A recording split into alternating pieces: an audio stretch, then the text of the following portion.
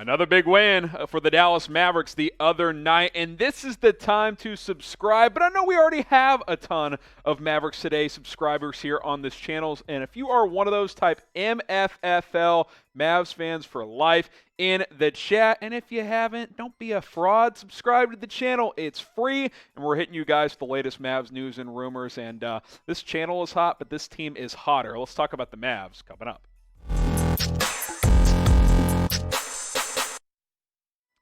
Appreciate you guys for tuning in to Dallas Mavericks Today. I am your host, Harrison Graham, and wow, I alluded to it, a massive, win over the Utah Jazz on Monday night. We're not going to do this huge recap here, but we'll talk a little bit about the game and kind of the overarching what this means moving forward, because for Dallas to win this game last night, over Utah, 111-103, it's huge. It's huge for their psyche. It's huge moving forward, and this is probably who you're going to face in the first round of the playoffs. So that's another reason it's big as well. I think there's a budding rivalry here. You've got Luka Doncic and Rudy Gobert not getting along. You've got that whole scuffle going on, even though they kind of laughed about it afterwards. I think this could be something to watch for years to come between these two teams, because they're similarly built. They've got a star, Donovan Mitchell, Luka Doncic, good defensive teams. They're scrappy. They play hard. These teams are similar, and I think they're built to make playoff runs for years to come, and it could be a fun matchup in the first round. Big win. It's even bigger because you look at the standings all of a sudden. Guys, 2 through 5, really 2 through 6 with Denver beating Golden State last night.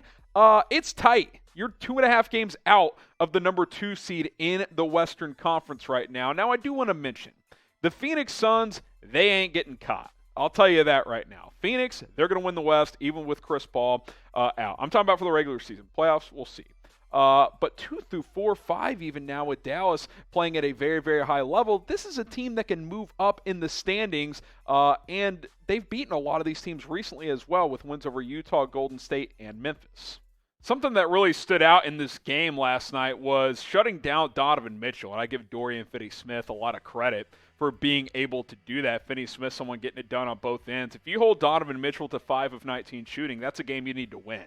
Because they don't have enough offensive firepower to overcome that against good teams, in my opinion. And Dallas is a good team right now, having won 23 of 30 games, the second best record in the NBA since the start of the new year. Rudy Gobert, he got his double-double, efficient from the field, but you'll live with 12 and 13. I mean, that's just what he does, right? As long as he's not grabbing 20 boards on you and blocking a bunch of shots, you'll live with that all day. He did not slow down Luka Doncic in crunch time like he did in the last matchup either. So I think that's a good adjustment by Doncic and the Mavs.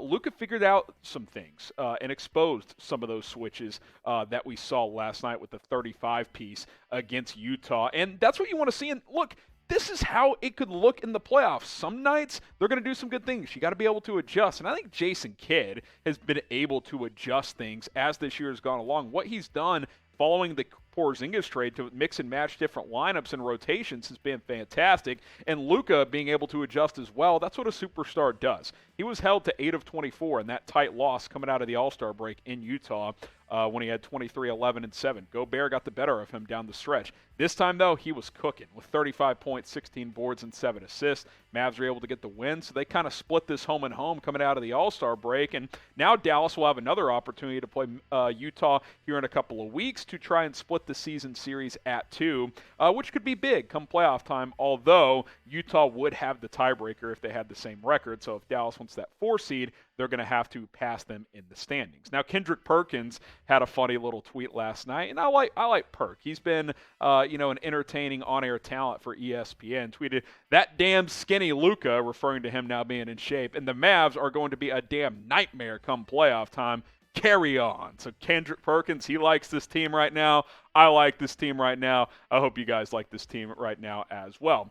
Do you want a Mavs versus Jazz playoff series? Type Y for yes, type in for no. All that being said, I'd probably rather play Memphis or Golden State right now with how Golden State's been playing and how the Mavs match up with Memphis. But, hey, with the way Dallas is playing right now, they shouldn't be scared of anybody in terms of a potential first-round series. So, hey, I'd be all for it. I think it'd be a fun 6 or 7 gamer. Hopefully the Mavs can get the 4 seed and get home court. advantage. Now get going with BetUS, our sportsbook partner here at Dallas Mavericks today. Bet on the Mavs. They keep winning. Chatsports.com/MFFL. Promo code MFFL will get you a 125% deposit bonus. Also, March Madness is almost here. A lot of teams in the state of Texas going to be going to the NCAA tournament. Texas, Baylor, Texas Tech, TCU, Houston, bunch of in-state squads that'll be representing in the dance this year. Go bet on them as well. Chatsports.com/MFFL. Get going with promo code MFFL for that deposit bonus. Now, Dorian Finney-Smith, I alluded to his defense on Donovan Mitchell. He's been lighting it up on both ends lately, and this is why you signed this guy to a 4-year, $55 million extension. Look at his last 5 games. Really, since the trade, he's kind of taken on a bigger role, especially offensively, and my goodness, 17 points, 6.5 boards, 58% from the field. He's been a sniper from three-point range at over 48.5%. Obviously, he's not going to continue those splits, the shooting-wise, but can he shoot in the high 40s from the field and the high 30s, low 40s from three? Yeah, he's kind of been doing that for like 2 years now, guys. Dorian Finney-Smith is the truth, okay? He's worth every penny. The contract is probably going to end up being a steal.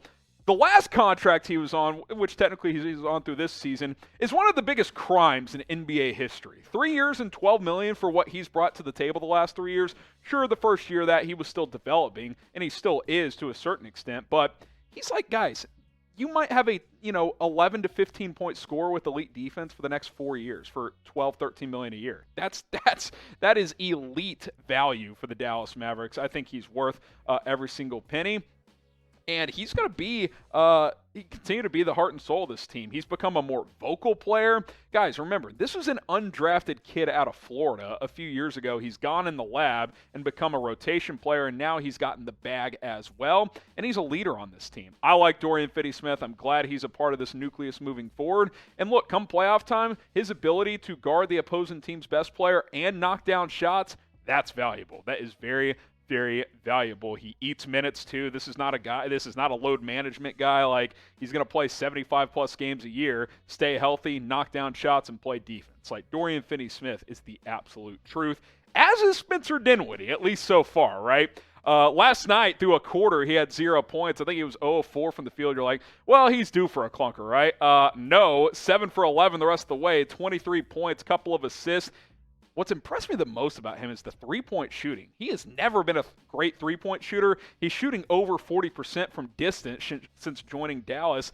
I mean, do you take this guy out of the starting lineup? I don't know. Like, I love Jalen Brunson, but right now, Dinwiddie's playing better. Now, maybe that works itself out as JB's been a little banged up at the moment. We'll see how much time he misses, but the ball seems to be moving more with him. And look, this is not the, demote Jalen Brunson show. This is about freaking Spencer Dinwiddie. That's what this is about with what he's brought to the table. The good news is it's a great problem to have, right? Like, either way, you're in a good spot if you're Jason Kidd. And what he's figured out is you can play all three at once with Luka, Dinwiddie, and Brunson, especially in crunch time against certain teams. That flexibility has been nice as well.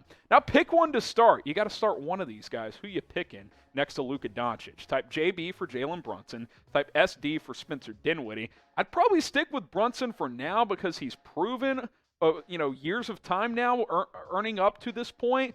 But the last couple of weeks, since Dinwiddie's come over, we can't dispute that he's been the better player.